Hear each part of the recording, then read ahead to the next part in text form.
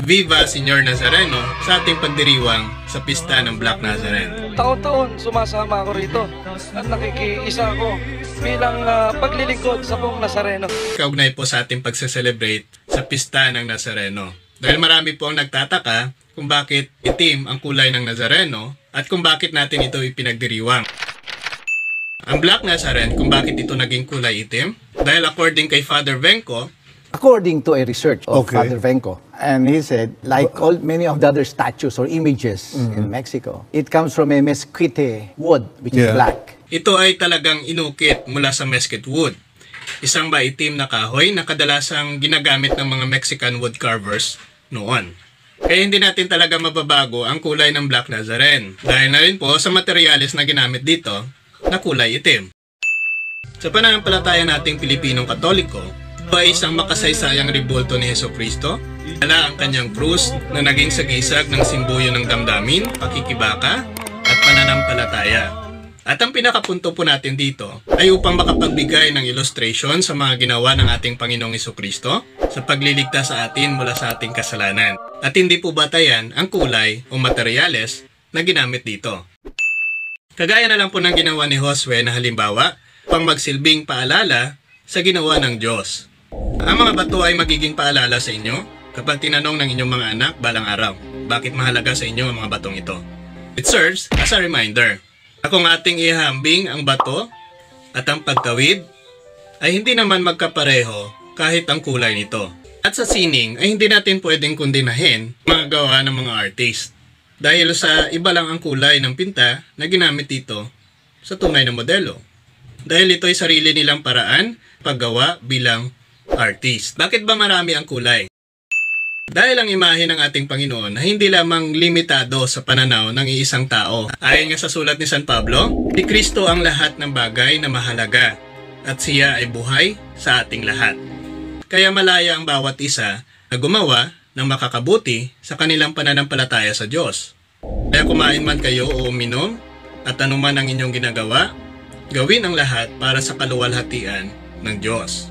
Na kung ating babalikan ang ginamit ni Josue noong unang panahon na nagsilbing paalala sa ginawa ng Diyos sa kanila na makatawid sa Ilog Jordan ay sa pamamagitan ng bato. Now, magkamukha ba o magkakulay ang bato at ang pagtawid sa Ilog Jordan? Hindi po. Hindi po. Never. Hindi po. Diba? Kaya hindi po batayan ang kulay na ginamit sa larawan. Sa turo po ng ating simbahan kung bakit meron tayong larawan, paggalang ng mga Kristiyano sa mga imahe ay hindi salungat sa unang utos na naguudyat ng mga idolo. Sa katunayan, ang parangal na ibinibigay sa isang imahe ay ipinapasa sa prototype nito. At sino mang iginagalang ang isang imahe ay iginagalang ang taong nilalarawan nito. Sa mga kapwa ko Katoliko ay alam po natin na nagbibigay galang lamang tayo sa totoong pinuportray nito. Kung inirespeto natin ang mga banal na imahe sa ating mga kumbento, ito ay pagpapakilala lamang sa totoong nilalarawan nito. Again, kung ang mga larawan na ito ay makakatulong po sa atin upang maalala ang kabutihan na ginawa ng ating Panginoon na pagliligtas, ay wala pong masama dito. Ang masama po ay yung ipilit mo ang sarili mong pag-unawa upang paniwalaan ng ibang tao. At kung batay na rin lang sa mga taong dapat nating pakinggan o paniwalaan, ito na po tayo sa mga taong kilala at talagang may pinag-aralan. Kung pagbabatayan natin ang pananaw ni Dr. Bruce Waltke na dalubhasa talaga pagdating sa Biblia o isang Bible scholar, ito po ang kanyang sinabi. Ang mga manunulat ng Biblia ay hindi binanggit ang isang prescription laban sa mga form at imahe. Sa pagsasagawa ng pangalawang utos ay hindi laban sa sining. Sa teorya ay susuportahan ko ang paggawa ng mga icon. Maraming gumagamit ng mga icon sa kanilang pagsamba at nagsisilbi itong isang kahangahangang pagpapahayag ng pananampalataya at sining. It serves a wonderful expression of faith and art. Now, bilang tunay na mananaliksik ng Biblia, saan ka mananiwala? Sa taong may malalim na pinag-aralan tungkol sa Biblia?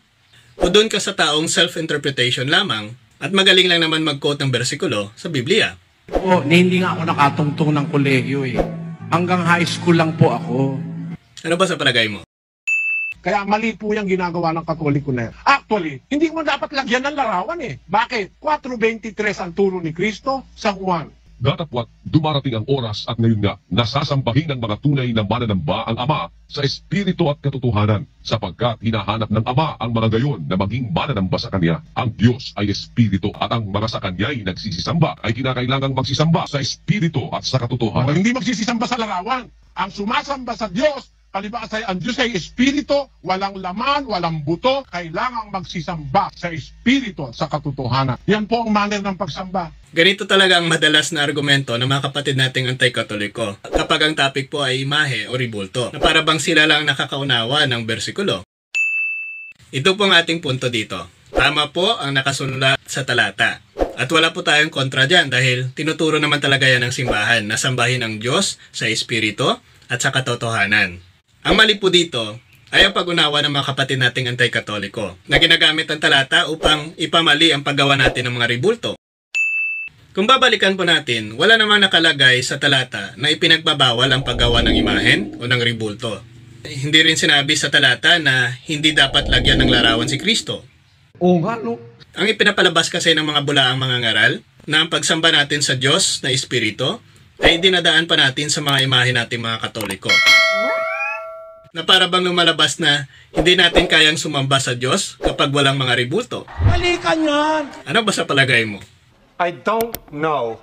Yan po ay base lamang sa kanilang sariling pag-unawa na wala naman pong matibay na batayan ukol sa katuruan ng ating simbahan. At para na rin po sa kanilang kaalaman, ano ang rason kung bakit meron po tayong imahe sa ating simbahan? Ito po ang dahilan. Ang mga sagradong imahe sa ating mga simbahan at tahanan ay nilaan upang gisingin at talagaan ang ating pananampalataya sa misteryo ni Kristo. Sa pamamagitan ng icon ni Kristo at ng kanyang mga gawa ng kaligtasan, siya ang ating sinasamba. Sa pamamagitan ng mga banal na imahe, ng banal na ina, ng Diyos, ang mga anghel at ang mga santo, iginagalang ang mga taong kinakatawan nito. Yan po ang opisyal na turo ng ating simbahan. Base po ba sa katuruan ng ating simbahan? May binago ba sa turo ng Biblia na sumamba sa Diyos, sa Espiritu at sa katotohanan? Diba? Wala naman. Kailanman, ayon sa sinasabi sa Biblia, ay hindi kinokontra ang paggawa ng imahe o paggamit ng imahen sa pagsamba sa tunay na Diyos. Dahil kahit ang mga Hudyo sa kanilang templo ay may mga imahen din na nakaukit dito. Katulad na lang sa templo ni Solomon na ginawa na ayon sa mga dalubhasa ay ganito ang mukha sa loob ng templo na kanyang ipinagawa. Habang papalapit ang isa sa templo ni Solomon, ang unang mapapansin ay ang tansong altar ng paghahain. Ang mga pangunahing pintuan ng templo ay gawa sa dalawang malalaking pintuan na natitiklop na nababalutan ng ginto na may mga kerubin, mga puno ng palma at mga bukas na bulaklak. Inilalarawan ng Biblia ang kwadro ng pinto bilang isang ika-4 na bahagi ng dingding na pinaniniwalaan ng karamihan sa mga scholar na ang mga pinto ay may 4 na hakbangan kwadrado. Ang panloob na pintuan ng banal na pinakabanal ay magkatulad, maliban sa pagkakaroon ng 5 kwadrado sa halip na 4. Ang mga saserdote na kumakatawan sa Israel ang tanging pinahihintulutang pumasok sa panloob na templo. Nangangahulugan ito na ang mga Israel ay makakapasok lamang sa pamamagitan ng pagiging kinakatawan ng mga pari. Pagpasok mo sa mga pangunahing pintuan ay pumasok ka sa banal na lugar, isang malaking silid. 40 siko ang haba, 20 siko ang lapad, at 30 siko ang taas. Ang silid ay nababalutan ng ginto at pinalamutian ng mga kerubin, mga puno ng palma at bukas na mga bulaklak na posibleng tumutukoy sa kagandahan ng halamanan ng Eden. Ang silid ay naiilawan ng 10 malalaking menora, 5 sa bawat gilid ng silid na patuloy na nasusunog at makikitid na bintana sa bawat gilid ng tuktok ng silid. Sa kanang bahagi ng silid ay matatagpuan ang mesa ng tinapay na palabas na may 12 malalaking patad na pita na parang mga tinapay.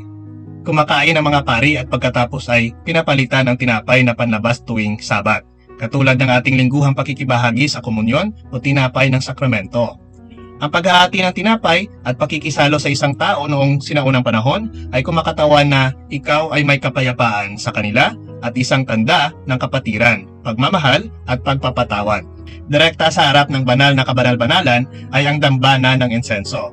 Ang altar ay katulad ng altar ng paghahain, dahil ito ay may parisukat na bakas ng paa at mayroon ding 4 na sungay sa isa sa bawat sulok. Gayunpaman, sa altar ng paghahain ay sinusunog ang laman ng mga hayop, habang sa altar ng insenso ay sinusunog ang isang matamis na kombinasyon ng mga insenso.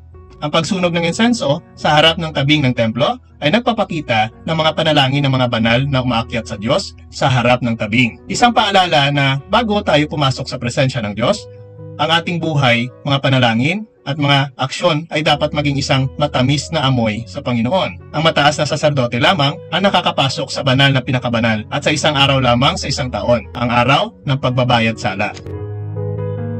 Bago pumasok, dumaan ang punong pari sa isang magandang bordadong belo na hinabi mula sa sinulid ng kulay ube, pula, asul at puti. Sa pagdaan ng punong saserdote sa tabing, kailangan niyang lampasan ang mga anghel na ito, na tulad ng sa halamanan ng Eden, ay nagbabantay sa daan pabalik sa presensya ng Panginoon. Sa pagpasok sa banal ng pinakabanal, makikita mo na ang silid ay hugis ng isang perpektong kubo na 20 siko ang lapad at haba at taas. Ang mga dingding ay binalot din ng ginto at pinalamutian ng mga kirubin, mga puno ng palma at mga bukas na bulaklak. 2 malalaking kirubin ang nasa gilid ng kaba ng tipan na nasa gitna ng silid. Ang kanilang mga pakpak ay nakaunat mula sa isang gilid ng silid hanggang sa kabila. Ang silid na ito ay kung saan mananahan ang presensya ng Panginoon at kumakatawan sa huling layunin at tadhana ng buong Israel.